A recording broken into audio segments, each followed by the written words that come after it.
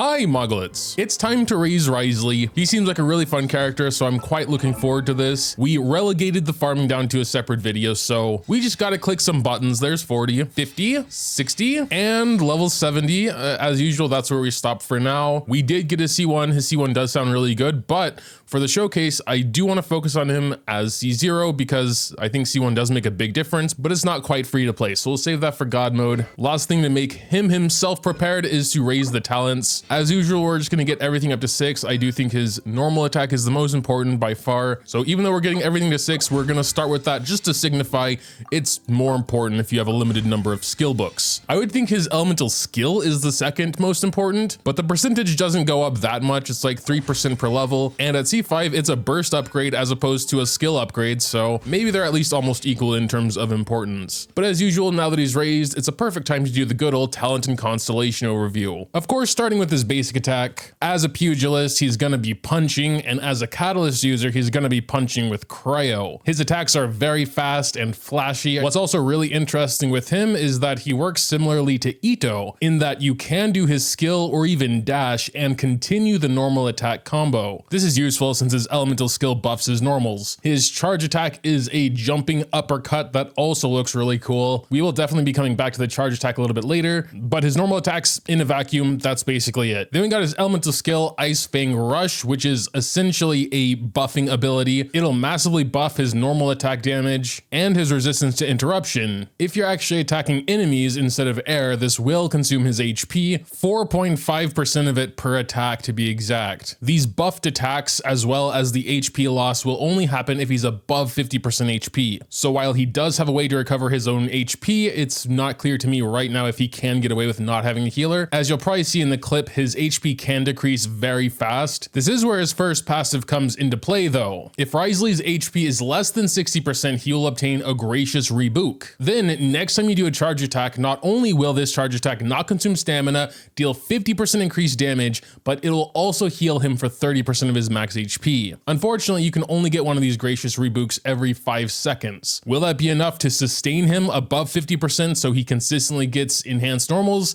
That's yet to be seen. As a side note, while you're looking at the damage and the comparisons, don't focus on the actual number too much because he's still level 70 and in not good gear, rather the differences of damage to see what his talents and constellations are doing. His ultimate is pretty straightforward. It's a multi-hit AoE cryo attack. It doesn't really intertwine with the rest of his kit and his normal and charge attacks. It does look really cool though, seems pretty strong as well. There's just not too much to say about it right now. His second passive here does intertwine with his kit as a whole. For every time he gains or loses HP, he'll gain 6% attack. You do have to be in the buffed state granted by his elemental skill for these stacks to happen, but you'll want to be in this state as often as possible anyway. That is up to 30% attack. And his final passive, 10% chance to receive double the product, Wriothesley bonus. I have recently been trying to weave the constellation talk into the talent talk, but some of his are a bit complicated, so I wanted to keep it separate this time. And I feel like it does require at least that surface level introduction to his talents. Starting off with C1, you can see it is a long constellation. I'll try and summarize it as follows. We talked about his first passive a bit ago. He'll get this Gracious Rebook up to every 5 seconds if he's less than 60% HP. With C1, you can now get Gracious Rebook still if he's less than 60% HP or if he's in his buffed skill mode, and the fifth and final attack of his normal chain hits, it'll also create a Gracious Rebook. And now instead of getting them only up to every 5 seconds, you can now get them every 2.5 seconds. And again, what the Gracious Rebook actually does, it makes the next charge attack not only not consume stamina,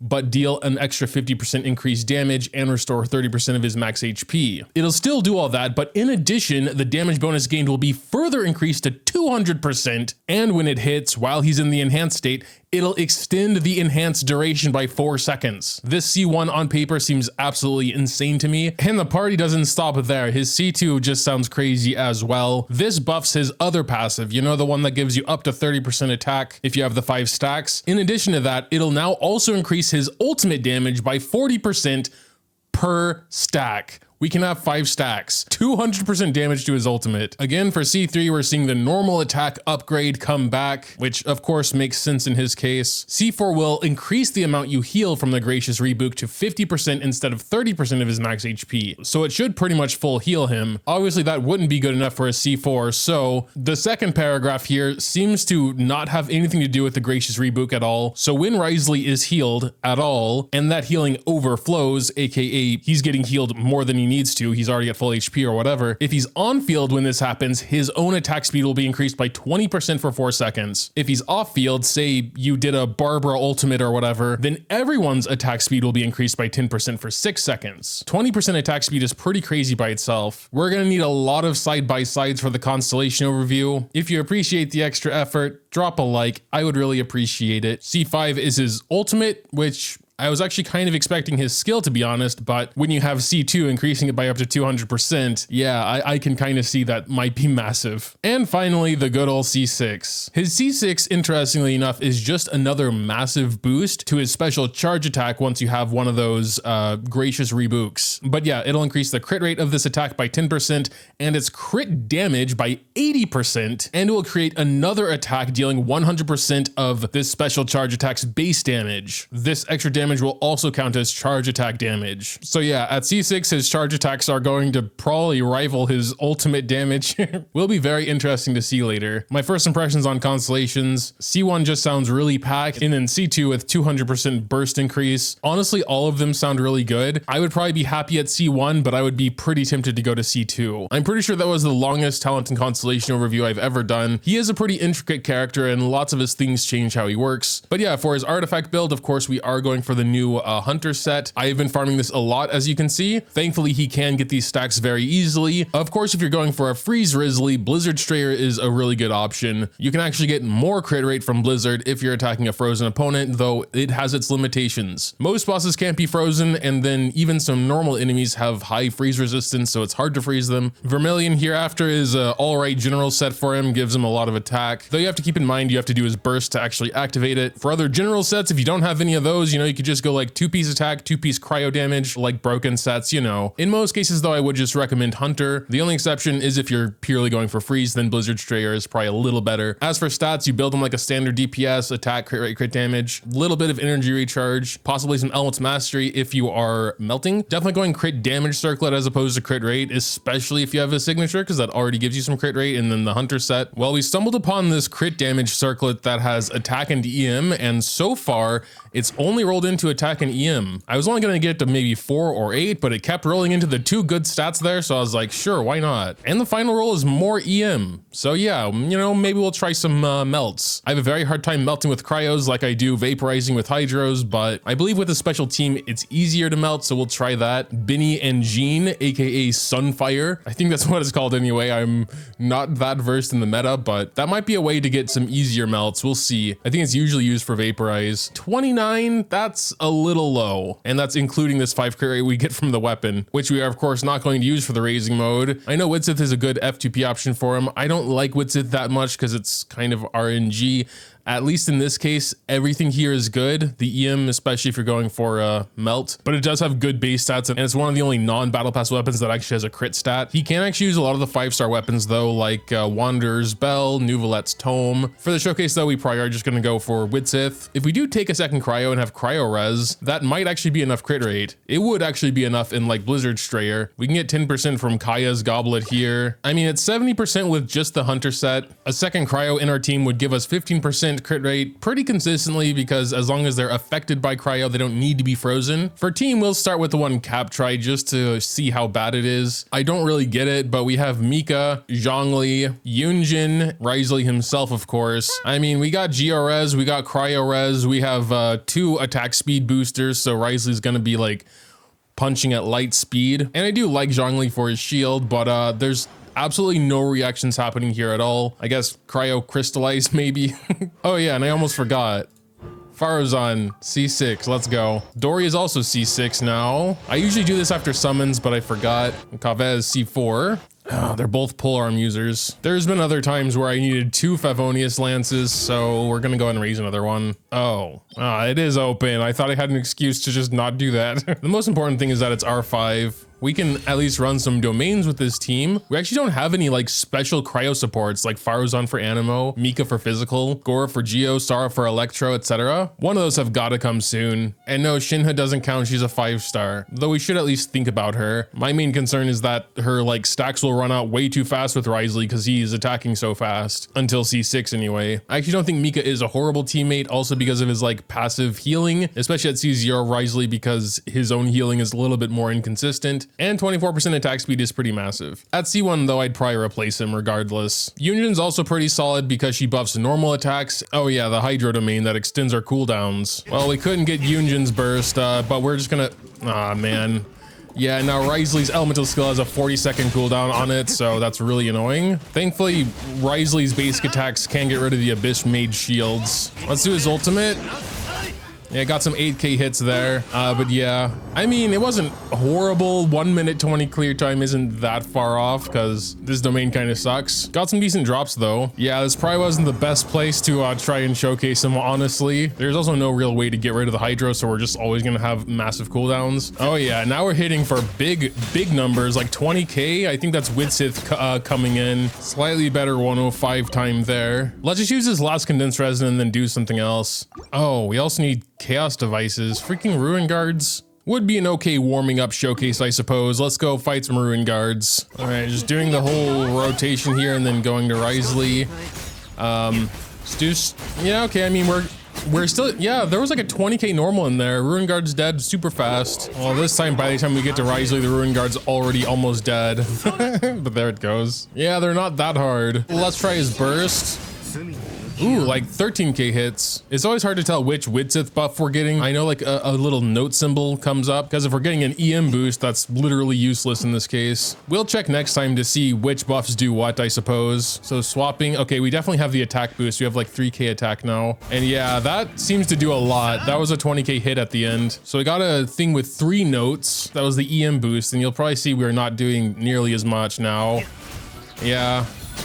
13k at the last hit. So 3 notes is EM. I would imagine 1 note is attack and 2 notes is elemental damage then. I will confirm my speculations. Oh, and now it's raining, so maybe we can get some freezing on him. That's a 1 note. That should be attack. Yes, indeed. Okay. Well, now we know that. Could you tell I don't use Widsith very much? Yeah, now we get no buff because it hasn't been 30 seconds yet. We haven't gotten an elemental damage buff yet. I want to see how that affects his damage. Another 1 note, so another attack boost.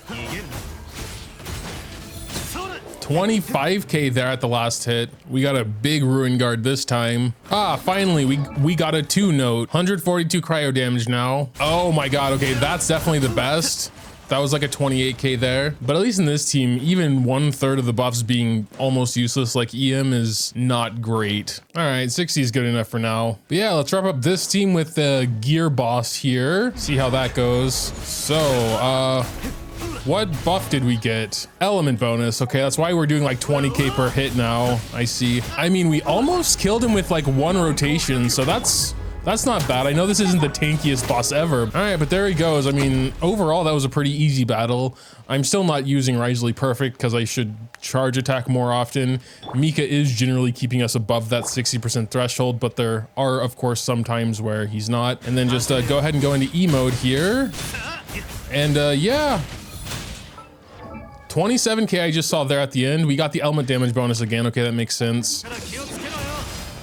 Yeah, 14k ultimate attacks. So yeah, we do have to heal now. Unfortunately, he hit us. So our attacks aren't even getting buffed right now, I believe. We can heal again here. But yeah, now we're out of the mode. So we can heal again. Now we don't even have the Widsith bonus. So yeah, you can see we're hitting for a lot less, about 9k. We can get another heal in there and... But yeah, I really think you do need some kind of healer before C1.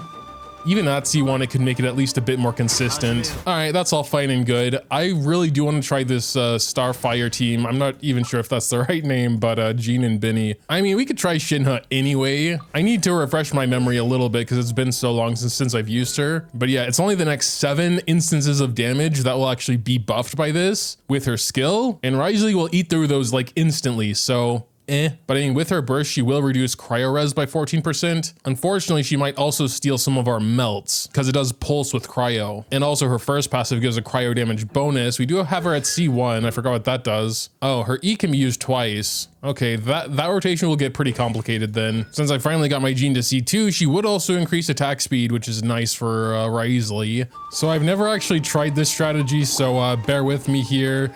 We're gonna land Binny's burst down and then do Jean's burst. And I guess we're just gonna do everyone's burst here and see what happens really. Let's do a couple of those. Are we melting? Yes, I actually did see a melt or two in there. Yeah, we got some like 9k hits on his burst, and now he's dead. But yeah, I mean, neither of these are going to be like his best teams. As far as I've heard, like freeze comps are going to be better with like double hydro, like Xingqiu, Yelan, Kazuha to swirl. And we'll definitely explore some more of that for God mode. I think for now though, that'll do it. I do want to have some final thoughts here though at the end. Wriothesley is not a meta character. Don't feel like you need to get him or you're missing out on something. Only get him if you really like him for how he is and his play style and all of that. At the end of the day, he is a cryo character, and unfortunately, Hoyo hasn't shown cryo characters much love, especially since Dendro came out. I mean, he is a capable DPS. If you wanted to main Wriothesley, you could get away with that, but there are going to be better teams and better things and better units you can summon if you want to clear Abyss faster or do bigger numbers, etc. That's something I don't really touch on often, but I guess it's important to include that here. So as long as you understand that and you don't care about the meta, then by all means go for it. I think he's a very fun character. I love pugilists. I'm gonna save like my personal judgment for God mode, you know, when he's actually at least a little bit closer to his full potential, and we'll see how hard of a time we have going through Abyss. Until then though, make sure to tell me what you think in the comments down below. Dropping a like or subscribing to the channel if you enjoy is always greatly appreciated as well. Thanks as always for watching, and until next time.